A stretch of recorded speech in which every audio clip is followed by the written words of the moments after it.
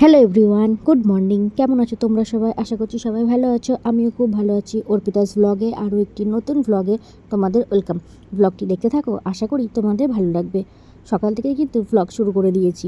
ঘুম থেকে উঠে তোমাদের দাদাভাইকে আগে চা করে দিল। তোমাদের দাদাভাই চা খেয়ে ফ্রেশ হয়ে চলে গেছে বাজারে বাজার করার জন্য। আর এইদিকে আমি এখন দেখো বেড কভারগুলো চেঞ্জ করছি। মানে 2 দিন ধরে এত বৃষ্টি হয়েছে না, তারপর অনেকগুলো জামা কাপড়ও জমেছিল, কাচবো কাচবো করে কাচা হচ্ছে না। এদিকে বেড কভারটাও নোংরা হয়ে গেছে, তাই ভাবলাম আজকে যখন বৃষ্টি কমেছে তাই একটু জামা কাপড়গুলো কেচে নিই। দেখো ওদিকে বেড কভার চেঞ্জ করে নিয়েছি, আর কতগুলো জামা কাপড় জমে গেছে দেখেছো? আগে তো ছিলই কিছু, তার মধ্যে আরও এইগুলো জড়ো হলো, অনেকগুলোই। এর মধ্যে দেখো বেড কভার পেতে নিয়েছি, আমার বিছানা কিন্তু গোছানো হয়ে গেছে। তো এখন যাব হচ্ছে বাইরে। তো আমার এর মধ্যে কিন্তু ঘরটাও গুছিয়ে নিয়েছি। ঘরটা খুব একটা এলোমেলো থাকে না, সবসময় গোছানোই থাকে, হয়তো একদিন দুদিন এলোমেলো থাকে। চলে এলাম বাইরে। বাইরে এসে দেখো আমার এখানে বসে জামা কাপড় কাচি। তো কিন্তু সমস্ত কিছু কাচাকুচি হয়ে গেছে। আকাশটা কিন্তু মেঘলা মেঘলা হয়ে রয়েছে। এবার এতগুলো জামা কাপড় কেচেছি, মেলতেও ভয় লাগছে। ভাবছি এখন মেলবো কি মেলবো না। তো প্রথমে না মেলিনি, ভাবছি একটুখানি দেখি যে বৃষ্টি পড়বে কি পড়বে না। কখনো আকাশটা পুরো মেঘলা হয়ে উঠছে, আবার কখনো ছিটাফোঁটা বৃষ্টি পড়ছে। তারপরে দেখলাম যে না, বেশিক্ষণ ভেবে লাভ নেই, আগে মেলে দিই, যা হবে দেখা যাবে। তারপরে চলে এলাম সেজো মাছ ছাদে। সেজো মাছ ছাদে এসে সমস্ত এখানে কিন্তু জামা কাপড়গুলো মেলে নিচ্ছি, কেননা অনেকগুলো জামা কাপড় তো, আর আমাদের ছাদে অত মেলাও যাবে না। জামা কাপড় কেচে কিন্তু মেলে দিলাম। যখন জামা কাপড় কাচলাম তখন কিন্তু খুব একটা রোদ ছিল না, কিন্তু এখন একটু রোদ উঠছে। রোদটা দেখে আজকে মনটা খুশি হচ্ছে। কেন বলো তো, এত জামা কাপড় কেচেছি না, আর যদি বৃষ্টি না হয় তো জল ঝরে গেলেও পাখায় শুকালে না, পাখার যখন চলে হাওয়া হাতে শুকালেও কেমন একটা তো গন্ধ গন্ধ থাকে, তো ভালো লাগে না। তো এখন বেশ রোদটা উঠছে, বেশ ভালোই লাগছে। আর এক রোদে না শুকিয়েও যাবে মনে হচ্ছে। দাঁড়াও তোমাদেরকে দেখায় কত জামা কাপড় দিয়ে কাচলাম। জামা কাপড়গুলো কেচেছিলাম কিন্তু খুব ভয়ে ভয়ে, ওই যে আকাশ মেঘলা ছিল, কিন্তু জামা কাপড়গুলো মেলার পর হালকা একটু রোদ উঠলো। রোদ ওঠার পর দেখো আবার কিন্তু আকাশ মেঘলা মেঘলা। মেলা থাক, যদি হাওয়া দেয় হাওয়াতেও কিন্তু শুকিয়ে যাবে। তারপরে তো ঘরে পাখা চলে, তখন পাখার নিচে মেলে দেবো। তো অনেকগুলো জামা কাপড় আজকে কাচা হয়েছে। তারপরে দেখো স্নান টান করে নিয়েছি। স্নান টান করে নিয়ে এখন যাব হচ্ছে রান্নাঘরে। তো দিদিভাই কিন্তু ওদিকে সকালবেলা রান্না বান্না বসিয়ে দিয়েছে। রান্নাঘরে যাওয়ার আগে একটু ছাদে যাব। সেজমার ছাদে যখন জামা কাপড় মেলছিলাম তখন দেখলাম যে আমাদের ছাদে না বেশ কিছু ফুল ফুটেছে। মায়ের তো পুজো দেওয়া হয়ে গেছে, কিন্তু ফুলগুলো নিয়ে আসি। ফুলগুলো নিয়ে এসে সিংহাসনে ঠাকুরকে দিয়ে দিই, নাহলে ফুলগুলো না সে গাছেই নষ্ট হয়ে যাবে। আর তার মধ্যে বৃষ্টি তো আসতেই, দেখি ফুলগুলো নিয়ে চলে আসি। তো সকালবেলাতে দেখলে অনেক জামা কাপড় কেচেছি। জামা কাপড় কেচে টেচে এই এখন স্নান টান করলাম। তো এখন ঘুরতে বাজে হচ্ছে 10টা 10। এখন হয়ে গেছে প্রচণ্ড পরিমাণে খিদে। চলো দেখি যে দিদিভাই কি রান্না বান্না করছে। দেখো ছাদে গেছিলাম, আর যে কতগুলো জবা ফুল ফুটেছে। তাই মাকে বললাম, মা বলল আজকে ঠাকুরকে দিতে হবে না, ফ্রিজে রেখে দিতে, ফুলের প্যাকেটের মধ্যে। তো রেখে দিলাম। তো এদিকে দেখি দিদিভাই কী রান্না করেছে। সকালে রান্না করেছে হচ্ছে গরম গরম ভাত। আজকে হচ্ছে সকালবেলা রুটি করিনি, কেন আটাটা শেষ হয়ে গেছে, তাই সকালে ভাত। আর এখানে হচ্ছে সোয়াবিন দিয়ে আলু দিয়ে পটল দিয়ে করেছে, ওটা দুপুরের জন্যই, একবারে বেশি করে দিয়েছে। তবে আলু সেদ্ধ দিয়েছে, ওইদিকে এখন ভাজা বসিয়েছে। আর এইদিকে হচ্ছে তোমাদের দাদাভাই দেখো এর মধ্যে কিন্তু বাজার করে নিয়ে চলে এসেছে। বাজার করা হয়ে গেছিলো, তারপরে রাস্তা দিয়ে না আবার ভ্যানে করে এই লাউয়ের ডগাগুলো বিক্রি হচ্ছিলো। তাই লাউয়ের ডগা এগুলো মা আবার খেতে খুব ভালোবাসে, আর ডগাগুলো কচুও ছিল, তোমাদের দাদাভাইয়ের দেখে পছন্দ হয়েছে। তাই মাকে জিজ্ঞাসা করলো যে মা খাবে কি না। মাকে বলতেই তো মা রাজি হয়ে গেলো। তারপরে তোমাদের দাদাভাই আবার নিয়ে নিল। এইটার দাম মনে হয় 10 টাকা নিয়েছে। তো ভাবলাম যে আবার এদিকে কাজের পিসি আবার কাজ করতে চলে এসেছে। তো ওদিকে সবজি কাটা বাকি রয়েছে। তো দিদিভাই যা যা রান্না হয় মোটামুটি কেটে নিয়েছে, বাদ বাকি সবজিগুলো আমি কাটবো। তারপরে এখন এদিকে হচ্ছে সবজিগুলো গোছাবো। তাই ভাবলাম আগে এগুলো গুছিয়ে নিই, তারপরে হচ্ছে খাওয়া দাওয়া করবো, কেননা কাজে বেশি কাজ করতে চলে এসেছে। আর এইদিকে আমাদের ফ্রিজে না অনেক জল জমে গেছিলো আজকে। তো জল পুরো গড়িয়ে যাচ্ছিলো, তাই ফ্রিজটা সকালের দিকে দিদিভাই সরিয়ে দিয়েছিল। তো ওখানটা এখন মোছা হবে। তো দেখো এর মধ্যে কিন্তু আমরা খাওয়া দাওয়া করে নিয়েছি। খাওয়া দাওয়া করে এখন কিন্তু পুরো রেডি হয়ে নিয়েছি। আর রেডি হয়ে এখন যাব হচ্ছে বাজারে। তো বাজারে কেন যাব সেটা আমি তোমাদেরকে বলছি। খাওয়া দাওয়ার পরে রেডি হয়ে নিয়েছি। আমি আর মা দুজনা মিলে এখন যাব হচ্ছে বাজারে। ঠাকুরের শাড়ি কেনা হয়ে গেছে, কিন্তু ঠাকুরের শাখা পলা নোয়া এগুলো না কিছু কেনা হয়নি। তাছাড়া এবার আরও কিছু নতুন জিনিস মা কিনবে, তো আরও এই জন্য বাজারে যাওয়া। তো বৃষ্টিটা ছিল না, কিন্তু দেখো যেই বেরোবো না তারপরেই কিন্তু বৃষ্টিটা শুরু হয়ে গেছিলো। ভালোই জোরে বৃষ্টি হয়েছিল দেখো, আর রাস্তা কিন্তু পুরো ভিজে গেছে। এখন না বাড়ির সামনে থেকে খুব একটা টোটো পাওয়া যায় না। এবার তাই মাকে বললাম যে তুমি আগে আগে যাও, কেননা মা তাড়াতাড়ি হাঁটতেও পারে না।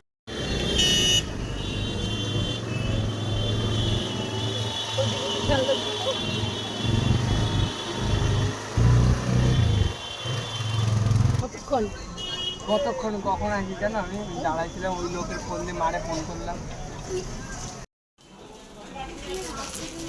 50 দিতেই হবে।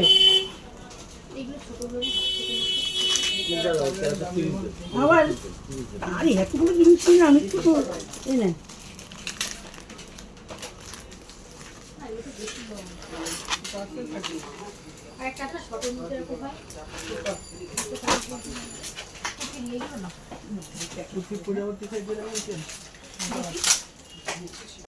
বললাম না মা এবার পুজোতে ঠাকুরের জন্য নতুন কিছু জিনিস কিনবে।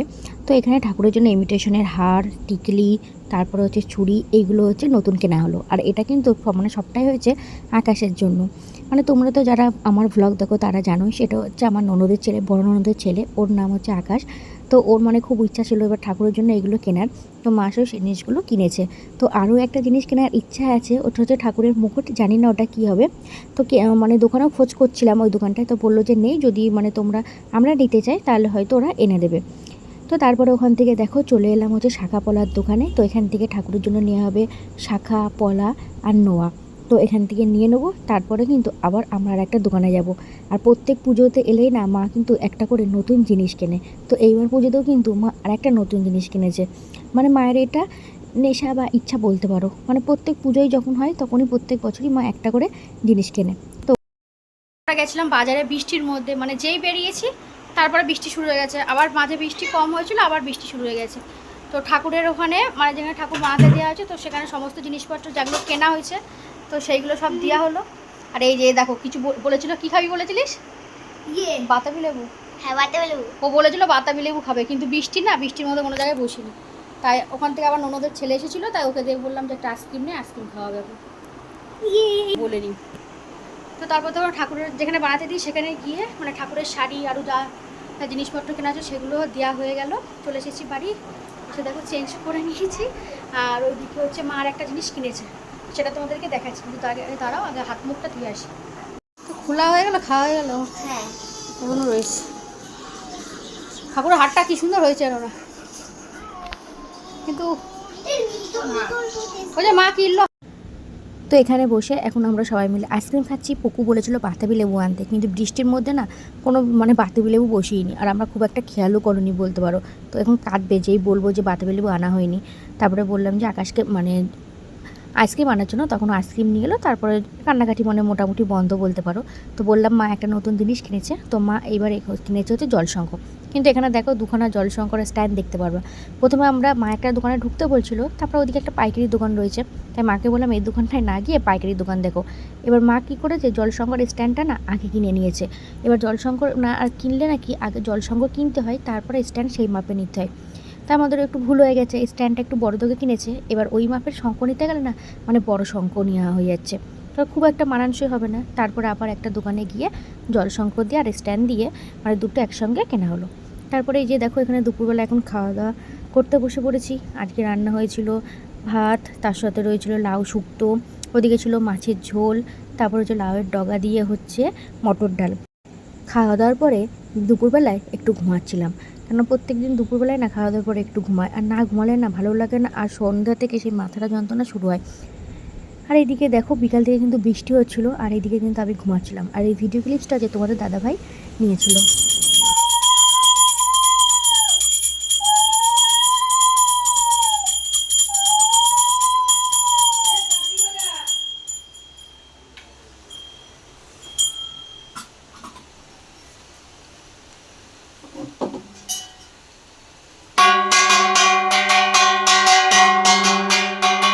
মাথা আছে, সব দুটো সব দুটো মাথা আছে। তোকেও ভগবান একটা মাথা দিয়েছে, দুটো পা দিয়েছে, দুটো হাত দিয়েছে, করে শিখলাম পুজো। তুই কাজের লোক তো মার খাইতে পারে। দিয়ে দিলে?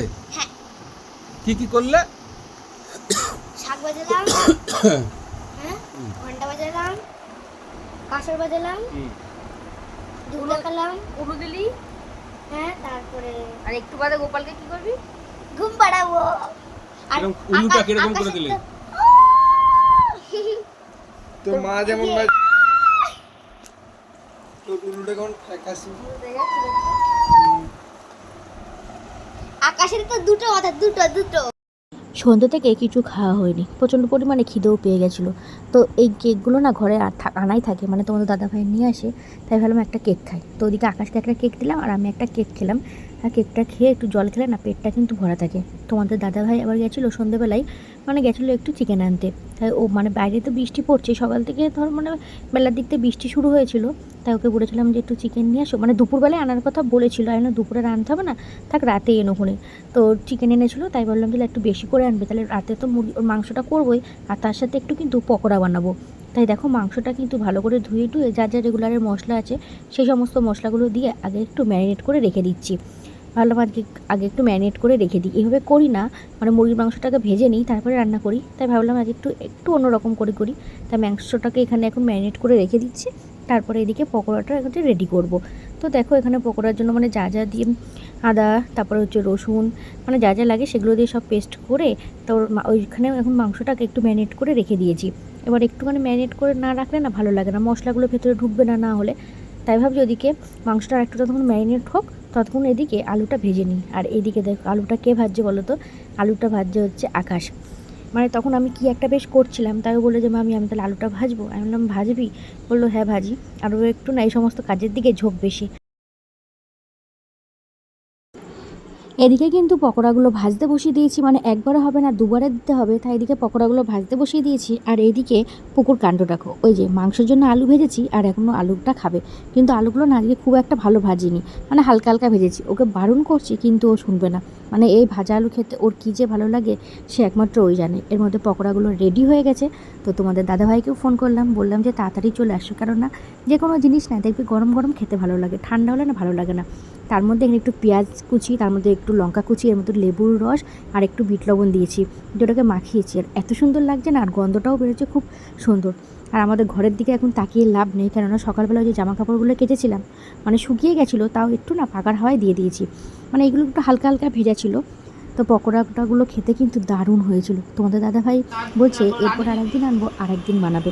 তো দিদিভাই খাবে না, যেহেতু দিদিভাই হচ্ছে কালকে শ্রাবণ মাসের সোমবার করবে, ওই জন্য দিদিভাই আজকে হচ্ছে নিরামিষ খেয়েছে। ওই জন্য দিদিভাই খেলো না, থাক যেদিনকে আবার মাংস নিয়ে আসবে সেদিনকে আবার পকোড়া বানিয়ে সবাই মিলে খাওয়া হবে। আর এইদিকে দেখো আজকে রাতে বললাম যে তখন মাংসটা ম্যারিনেট করে রেখে দিয়েছি, তো এদিকে মাংসটাও কিন্তু বসিয়ে দিয়েছি। মানে রাতে হচ্ছে গরম গরম ভাত আর তার সাথে হচ্ছে মাংসের ঝোল, মানে খুব একটা কষা কষা করবো না, পাতলা ঝোলই করবো। রেডি হয়ে গেছে মাংসের ঝোল। আর এইদিকে এখন আবার ভাত বসাবো, যেহেতু মাংস রান্না হয়েছে এখন আমাকে সমস্ত গ্যাস পরিষ্কার করতে হবে, কেননা দিদিভাই রাতে ভাত খাবে, মা রাতে ভাত খাবে। বললাম যে দিদিভাই কালকে হচ্ছে শ্রাবণ মাসের সোমবার করবে, যেহেতু নিরামিষ খেয়ে যাচ্ছে সারাদিন, তো সমস্ত গ্যাস ট্যাস পরিষ্কার করে তারপরে ওইদিকে হচ্ছে ভাত বসাবো। তো দেখি সেদ্ধ ভাতই বসাবো, কেননা মাও সেদ্ধ ভাত খাবে। দিদিভাইকে জিজ্ঞাসা করলাম, যে দিদিভাই বললো সেদ্ধ ভাতই বসাতে, তাই দেখি একটু আলু সেদ্ধ একটু ভেন্ডি সেদ্ধ দিয়ে সেদ্ধ ভাত বসিয়ে দেবো। তো চলো এখন হচ্ছে গ্যাস পরিষ্কার করি।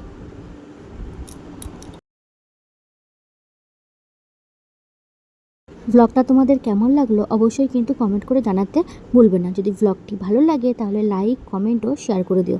আবার পরবর্তী একটা ব্লগে তোমাদের সঙ্গে দেখা হবে। এখনকার মতো টাটা, বাই বাই।